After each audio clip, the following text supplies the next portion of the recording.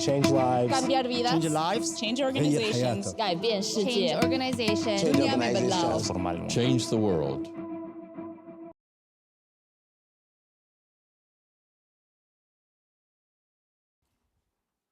Oh, I wish I were in the land of cotton. Old times there are not forgotten. Look away, look away, look away, Dixieland. Does my singing that song cross a line for you?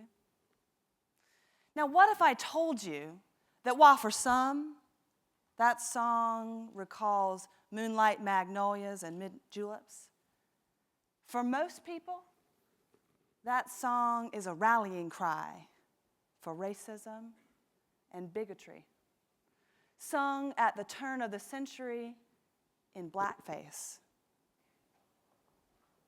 Does it cross a line for you now?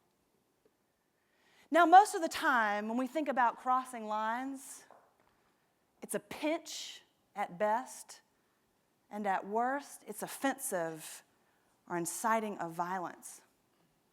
But what I'm here today to talk to you about is how crossing lines can actually end the prejudice that that song belies. Now, you may be asking yourself, who am I to talk about crossing lines? Because I've got lines drawn all around me. But as Carol Robin has taught us in Touchy so well, I am now going to name my lines for you. Some that you can see and some that you can't. So I am white. I am female. I'm upper middle class. I'm Christian. And as my accent belies, I am Southern. And so what that means for me in my life is that I have a family and a history of slave ownership. Who am I to talk about prejudice and crossing lines? And you know, moreover, civil rights movement happened 40 years ago. We have a black president. Let's move on. I'm here today to talk about why we can't move on. Because while a lot of my stories and my personal history deal with racism, I'm going to argue today that there is prejudice right here in our own communities at the GSB, and I'm sure in the communities of professional circles that you as alumni also work in. So the first line that I'm going to start at is a tennis baseline. And that's in my hometown of Lake City, South Carolina, most beautiful place in the world. Neither a lake nor a city. Discuss. So if you were to go to Lake City in 1998 and visit this tennis baseline at the Lions Park across the street from my house, you would find me there every afternoon after school with my best friend, Tony. Now, Tony wanted to learn how to play tennis. And I had played, being a white, upper middle class woman, for a long time. And so we chased balls around most days, but hopefully that would be enough. And so this afternoon, like every other, we had our practice. And then I went to my grandmother's house, like I did every night, for dinner. And as I was sitting down at the dinner table, my grandmother said, I got a phone call today from Teresa. Now, I want everybody to get in their minds the snootiest person that you know. Then I want to multiply that by 10, sprinkle just a little bit of disdain for color, tip up your nose, and that is Teresa. And Teresa had called my grandmother and said that she had seen me playing tennis with Tony and that I, as a white woman, Christian, upper class, I should know better. Because you see, what I didn't tell you is that Tony is black. Shouldn't do it. And as these words started coming out of my grandmother's mouth, I couldn't believe it. All that I had heard from her in my life was love and acceptance. And this was hatred and bigotry. And so if you know me, as many in the room do, I'm a little bit dramatic. So I had a dramatic moment. I got up from the table and I ran. I did not want to be in the same space as these words so that they might infect me. And over the next days, my grandmother tried to repair that relationship. She came over to my house with her a blue velvet box. And inside was a cubic zirconia cross. She was going to buy me back. And I remember looking at this symbol that for me was faith, hope, and love. And all I saw was hatred and racism. But over the next 5 years, through some thesis work that I did on my hometown, I had the great fortune of meeting Paula. Now, Paula was a pillar in her church community, the Wesley United Methodist Church in my hometown of Lake City, an African-American church there. And Paula and I got very close as a part of this work. And because of that, Paula said that she was going to come to the Bible study at my church, 7 a.m. on Wednesday morning. And as she walked into the room that morning, there were a whole lot of Teresas around the table. And they scooted to the other side, except for one, my grandmother. Because over the course of those 5 years, she had been walking slowly over the line. Because what she saw there was that Paula was indeed black, but she was also a woman. She was a Christian. She was a grandmother. She was a mother. All the things that my grandmother was herself. And a few years ago, we threw a surprise birthday party for my grandmother for her 86th birthday.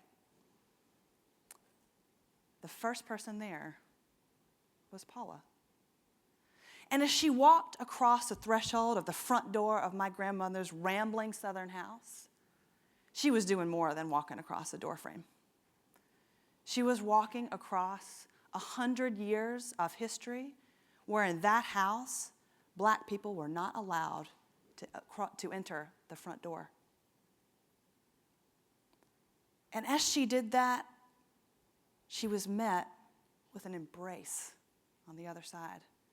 2 lines were crossed that day, and the history of hatred began to fade away. Now you might be saying, this only happens in backwater southern towns like yours. I admit, I am from the backwater.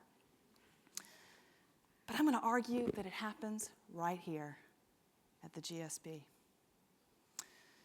So when we apply here, Derek Bolton has selected us on some fabulous characteristics. We are achievers. We are excellent. We are multicultural. But time as we get here, we get out our markers and we start drawing our lines. Went on the Columbia trip before school. Didn't go on the Columbia trip before school. Investment banker. Nonprofit. International. American. We segment and super segment and sub-segment because it feels good. It feels good to be with people who are like us. But what does that say about the community that we create? So I want to tell you about a time when I left my markers at home. Mostly because I was running to the airport and I was late. And that was when I came to Advent Weekend 2 years ago. And that's where I met Sabbagh. Now, because of some bright person in the admissions office, we had been put together in one of those dinners that you have to sort of get to know your potential future classmates. And if I'd had my markers out that day, here are the lines that would have been set up around us to separate us. Sabbagh is from Cyprus. I'm from South Carolina. Sabbagh is a scientist. I was a marketer. Sabbagh is an atheist. I'm a Christian. But fortunate, I think for me, what I saw that day and learned was that Sabbagh likes really good coffee. He's a bit of a snob that way, just like me. And Sabbagh really loves the best barbecue that you can find, just like me. And before the GSB, Sabbagh lived in North Carolina. Not South Carolina, but we'll give him that one. We'll let that one slide. And so I was able to see, lines and all, the full person across the table for me that day. And I think about the Wednesday mornings that we've had breakfast together now for almost 2 years. And I think about if that hadn't been there in my life, that I wouldn't be right here. And so I've told you lots of stories. What can we do to cross the lines that are in our lives? I'm going to give you 3 ways. Way number 1 is to really touchy-feely style meet people where they are. Now, what does that look like? It means sitting across the table and hearing the story and sharing your own, not to judge or to question or to argue, just to sit and be. It worked out when I met Sabbagh. I'll tell you when it didn't work out. It was with my grandmother. Because in that exchange, she was wrong, I was right, I didn't want to hear it. But I reflect on that now and I think, what if I had asked the questions? I would have probably learned that she had been told by people that she loved that black people were less. I think we would have come to the same conclusion, but maybe we would have gotten there a little bit faster. Maybe it wouldn't have taken 5 years. Maybe it would have taken 1. Maybe it would have taken just the hour to have the conversation. So meet people where they are. The second way is to really be ready for the chance encounter that some magic person in an admissions office or some diversity committee or some team manager creates for you. And how do you open yourself for that kind of readiness? It's really about self-reflection. You have to know where the lines are in your own life so that you can be ready, willing, and able to cross them. Which leads me to my last reason, which is really the most important, is that to allow someone else to dictate the diversity in your own life is not enough. You have to make your own dinner tables. So in closing, I want to leave you with another song. Interestingly enough, it was written at the same time as Dixie. But it has what I think is a bit of a better message. And that's really the essence of community, which I would argue is communion. Let us break bread together on our knees. Let us break bread together on our knees. When you fall on your knees with your face to the rising sun, oh Lord, have mercy on me. Who will you break bread with tonight? Thank you very much.